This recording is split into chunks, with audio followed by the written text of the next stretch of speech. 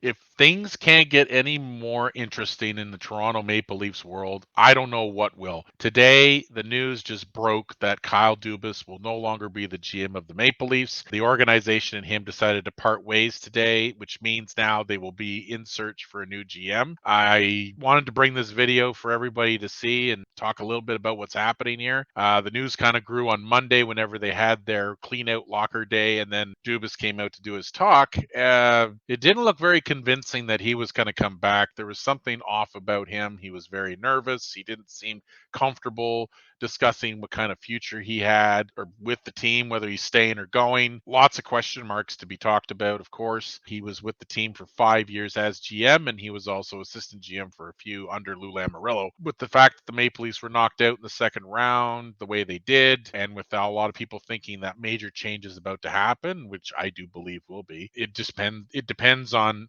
so many things right now. One, who's the GM going to be? I think it's going to be some changes to the core. Um, who made they trade comes down to a couple players.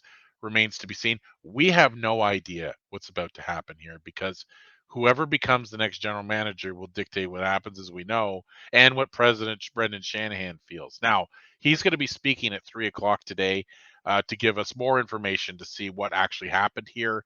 Hopefully, they'll be forthcoming and give us more info of who may become the next GM, what they're looking for, or even just maybe they'll just give it to Brendan Pridham and say, "Here, you're the next GM of Toronto," and that's it. Who knows? It is unbelievable what just happened here. I don't think this was part of the plan. I think this all came out of nowhere. I'm just going to leave it at that. So, Leaf fans out there, brace yourselves for one wild summer. It's going to be a pretty interesting time. Lots of change about to happen. So, anyway, with that, thank you very much for watching, and I will see you in the next video.